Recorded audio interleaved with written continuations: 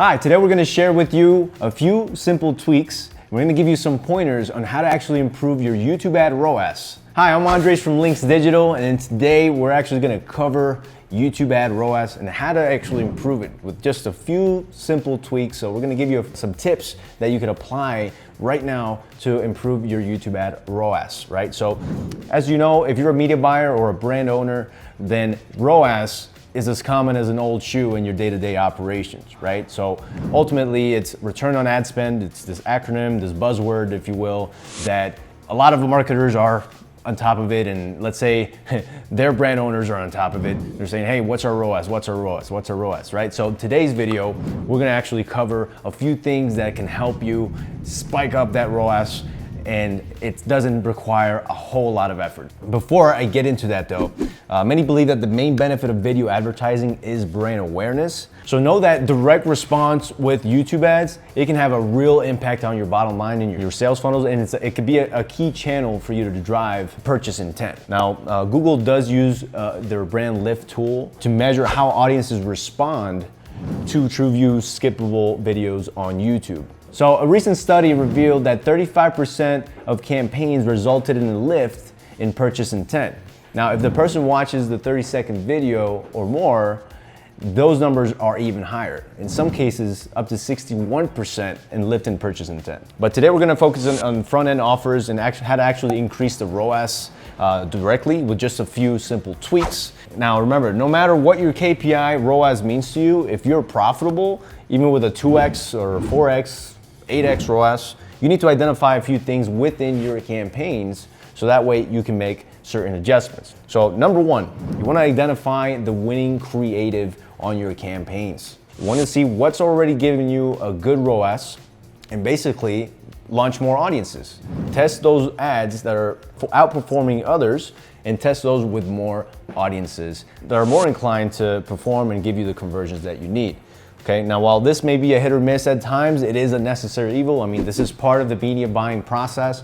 You want to separate the losers from the winners, and you want to be able to create more winners by launching more audiences, more campaigns with those winning ads. And that will ultimately resonate with getting you higher ROAS, especially if you want to scale. Okay, once you want to scale, you want to determine, you want to identify those winning ads. Number two, you want to review all your demographic levels and optimize accordingly. You have to analyze what is driving you the most performance. From a ROAS standpoint, if that's what you're focusing on, then you want to look at the demographic level. Look at the age. So if you look at my screen here, you want to look at the demographics, look at age. All right, what age group is driving the most conversions? Which age group is driving the most ROAS? In the case that you are calculating ROAS, you can simply look at the conversion value, right? In this case, obviously we don't have that information, but you can filter by the different age groups. So you can go to here, ages, and you can see, all right, let me look at the 18 to 24. Is that driving the conversions? Maybe not, right? So you'll want to exclude that from your campaigns. And then the same thing with household income. So we have a lot of done for you high ticket offers, for example, where the household income, we need to actually exclude the lower 41 to 50%, right? And even the unknown at times. We need to only target the top 10% or top 30% of the household income. So these are the type of things that you need to look into. Once you have a foundation on your campaigns, once you're already getting results, let's say you've already done media buying for about a month, that's 30 days of data, valuable data. That's what you need to do and analyze the age groups that are driving better performance and essentially launch campaigns with those adjustments. You don't want to start messing with the demographics of already enabled campaigns right away, right? Because that can affect the entire performance essentially on the account, right? So you'll want to actually test your ideas and your findings, right? Looking at the demographic data by relaunching those campaigns and pretty much putting those theories or those findings to the test, right? So you'll have new campaigns that are gonna have different results, right? And from there, you can make those, let's say, make those decisions based on the performance after the learning phase of the campaign launch, okay? Which usually takes up to 3 to 5 days. All right, tip number 3. This is a very common one, and I think that at times it is overlooked at times by media buyers and brand owners, and it is remarket. If you're doing remarketing, launch some more.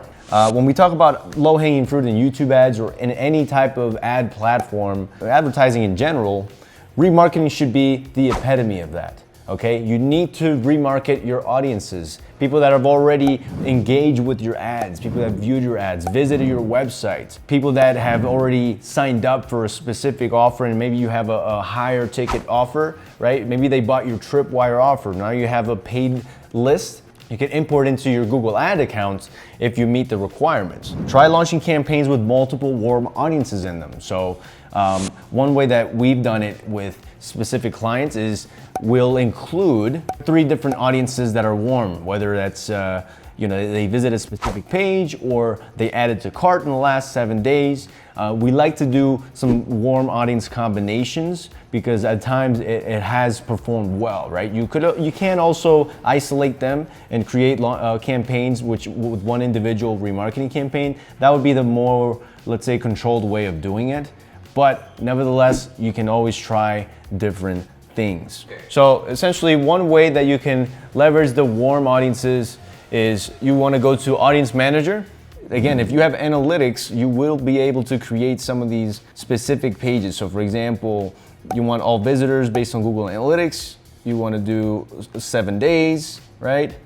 But you can also do based on YouTube. So anybody that's also viewed your channel, right? Last 30 days, this you can actually create one for the last 7 days, right? So this one is a 30-day membership duration. You can create one for 7 days as well. So you can see you can segment different audiences, based on different type of interactions with your brand, right? Different actions that they've taken with you. This should be part of your plan, part of your media buying plan to increase your ROAS for sure, right? So look at these remarketing campaigns. It's not gonna be something to depend on to scale. As we all know, you're able to scale with cold audiences, right? With warm, you want those to actually complement your cold audiences. That way you have a nice, healthy, setup and structure of your media buying. Because keep in mind, ad exhaustion, yes, or ad fatigue, it does occur. Audience exhaustion as well. If you show them the same ads over and over again, the frequency is gonna increase, and that's gonna lower your results, your performance, your key metrics like the click-through rate, your CPCs might increase because people aren't clicking them as often. So that's where you're gonna need more creative to test. It kind of goes hand in hand with the number 1 that I kind of went through, which is choosing your winners in terms of the creative. But when it comes to the remarketing side, create different angles for remarketing, right? There's so many things that you can do. Hey, if you're watching this video right now, it's probably because you've already clicked a certain ad or you viewed the ad on this, right? So these are like little ideas, different hooks that you can use. Use those, leverage those. All right, so these warm campaigns can absolutely help increase the ROAS because these are audiences, these are people that are at the last stage of the marketing funnel, right? If you go from brand awareness all the way to consideration to action, right? These are people that are ready to seal the deal, right? These are people that can bring further prospects. They keep high possibilities for additional buys as well. And once converted, you're able to essentially upsell them or cross-sell them your products and services, right? So that's what you want to take into account when you want to tweak your YouTube ads and optimize for maximum ROAS. So there you have it. Hope you enjoyed the video. Let me know your thoughts in the comments below. Don't forget to like, comment below, hit subscribe, turn on your notifications to get notified when we drop some more YouTube ad videos for you. Thanks again, and we'll see you on the next one.